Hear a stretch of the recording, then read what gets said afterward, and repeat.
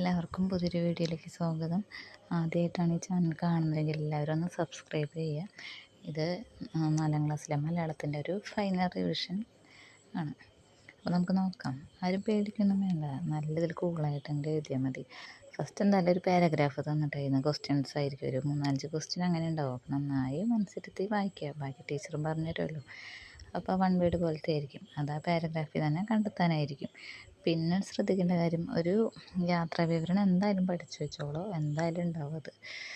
നീലഗിരിയുടെ റാണി എന്ന് പറഞ്ഞ ആ പാഠത്തിലുണ്ടല്ലോ ഒരു യാത്രാ വിവരണം, അത് നമ്മൾ ഒന്ന് എവിടെയെങ്കിലും നിങ്ങൾ പോയൊരു അനുഭവം എഴുതി ഇന്ന് പഠിക്കുക, അതെന്തായാലും ഉണ്ടാവും കേട്ടോ. പിന്നെ ഒരു കത്തും ഡയറിയും ഉണ്ടാവാൻ ചാൻസ് ഉണ്ട് എന്തായാലും, അപ്പോൾ അത് നന്നായിട്ട് പഠിക്കുക.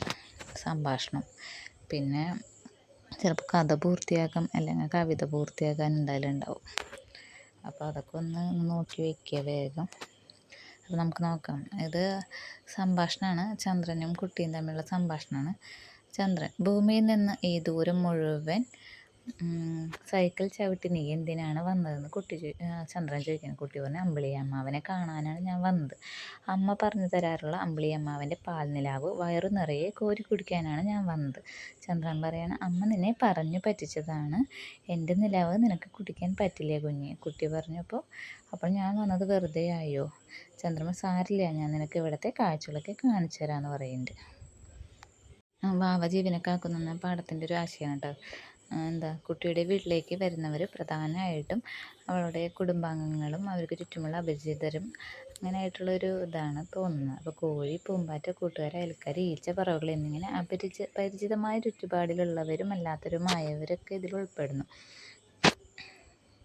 വാസസ്ഥലം, വീടൊക്കെ നഷ്ടപ്പെട്ടവരാണ് ഇവിടേക്ക് വാവ വിളിച്ച് വരുത്തുകയാണല്ലേ. കാറ്റിലും മഴയിലും പെട്ട് കൂടുകളൊക്കെ നഷ്ടപ്പെട്ട് മഴയത്ത് തണുത്ത് വിറച്ച് നിൽക്കുന്ന ജീവജാലങ്ങൾക്ക് അഭയമേകുകയാണ് നമ്മുടെ വാവ. അവൾക്കത് കണ്ടിട്ട് സഹിക്കാൻ പറ്റുന്നില്ല. അപ്പോൾ അവൾ ജനലിൻ്റെ ഇതിലൂടെ, അപ്പോഴേക്കും അമ്മനോട് പറഞ്ഞിട്ട് അവൾ വാശി പിടിച്ച് ചിണുങ്ങിയിട്ട് ഒരു പുള്ളിക്കൂടെ മേടിച്ചു. അപ്പം അമ്മ അത് നിവർത്തി വെച്ച് കൊടുത്തു. എന്നിട്ട് ജനലിൻ്റെ ഇതിൽ കൂടെ അവൾ വിളിക്കുകയാണ്, വാ വാന്ന്. ഓരോ പക്ഷികളെയും ഒക്കെ അങ്ങനെ വിളിച്ചിട്ട് അപ്പോൾ അവർ വന്ന് ഓരോരുത്തരായിട്ട് ആ കുടച്ചൂടിൽ അഭയം തേടുകയാണ്. എന്നിട്ട് അങ്ങനെയാണ്, അപ്പോൾ അവർക്കൊരു അഭയവും അവൾ കൊടുക്കുകയാണ്. പിന്നെ ഭക്ഷണവും അവർക്ക് കിടക്കാനുള്ള സ്ഥലം ഇതൊക്കെ അവൾ കൊടുക്കുന്നു. ഇത്രയും സ്നേഹത്തോടെയാണ് അവൾ ജീവജാലങ്ങളെ കാണുന്നത്. ആസ്വാദനക്കുറിപ്പ് ഉണ്ടാകാൻ വഴിയില്ല, എന്നാലും ഉണ്ടാവണമെങ്കിൽ തന്നെ അങ്ങനെ ശ്രദ്ധിച്ചാൽ മതി. അത് ഉണ്ടാവുക വേറെ ഒരു കവിതയിലെ കുറച്ച് വരികളും കൊടുത്തിട്ടുണ്ട്, എഴുതിയാളെ പേരും കവിത എഴുതുന്നുണ്ടാവും. അപ്പോൾ ശ്രദ്ധിക്കുക, ആരാണ് ആ കവിത എഴുതിയെന്ന് എഴുതാം. അപ്പോൾ ഇത് വാവജീവനെ കാക്കുന്നു എന്ന കവിതയിലാണ് ഞാൻ ആക്കിയിട്ടുള്ളത്. അപ്പോൾ വാവജീവനെ കാക്കുന്നു എന്ന കവിത എഴുതിയിരിക്കുന്നത് വീരൻകുട്ടിയാണ്. എഴുതിയെന്നാണ് ഇനിയുള്ള ദിവസങ്ങളിൽ എന്ന കവിത സമാഹാരത്തിൽ നിന്ന് എടുത്തതാണ് വാവജീവനെ കാക്കുന്നു എന്ന കവിത. അപ്പോൾ എന്നിട്ട് അതിനെക്കുറിച്ച് കുറച്ച് വിവരിക്കുക ആശയങ്ങൾ. വളരെ മനോഹരമായിട്ടാണ് ഈ കവിത ആവിഷ്കരിച്ചിരിക്കുന്നത്. കാറ്റിലും മഴയിലും വാസസ്ഥലം നഷ്ടപ്പെട്ട കാട്ടിലെ ജീവജാലങ്ങൾക്ക് അഭയം നൽകുകയാണ് വാവ. അമ്മയോട് വാശി പിടിച്ച് പുള്ളിക്കുട മേടിച്ചിട്ട് കുട നിവർത്തി വെച്ച് കാക്ക, കുയിൽ, പ്രാവ് അങ്ങനെ കുറേ ജീവജാലങ്ങൾക്ക് ആ കുടച്ചോട്ടിൽ അവൾ അഭയം നൽകുകയാണ് ചെയ്യുന്നത്. അവരെന്താ മഴയിൽ നനഞ്ഞ് തണുത്ത് വിറയ്ക്കുന്ന ആ ജീവജാലങ്ങൾക്ക് ആശ്വാസം നൽകുകയാണല്ലേ നമ്മുടെ വാവ. പിന്നെ എഴുതേണ്ടത് എനിക്കിഷ്ടപ്പെട്ട വരികൾ എന്ന് പറഞ്ഞിട്ടൊരു 4 വരി എഴുതി കൊടുക്കണം. എല്ലാവരോടും ഇണങ്ങി വാവ, മാമു കൊടുത്തുറക്കി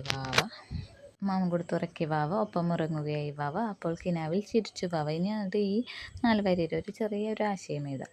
വാവ എന്ന കുട്ടി അവളുടെ വീട്ടിലുള്ളവരെ പോലെയാണ് ആ ജീവജാലങ്ങളെ കാണുന്നത് അല്ലേ. എല്ലാവരോടും നല്ല സ്നേഹത്തോടെ പെരുമാറുകയും അവർക്ക് ഭക്ഷണം കൊടുത്ത് അവരോടൊപ്പം സമയം ചിലവഴിക്കുകയും ചെയ്യുകയാണ് വാവ. അപ്പോൾ എല്ലാവർക്കും നാളെ എക്സാം എഴുതുന്ന എല്ലാവർക്കും ഓൾ ദ ബെസ്റ്റ്. നന്നായിട്ട് എക്സാം എഴുതുക, ആരും പേടിക്കൊന്നും വേണ്ട. എല്ലാ പാഠങ്ങളും നന്നായിട്ട് വായിച്ചു പോവുക, അപ്പോൾ തന്നെ നിങ്ങൾക്ക് കിട്ടും.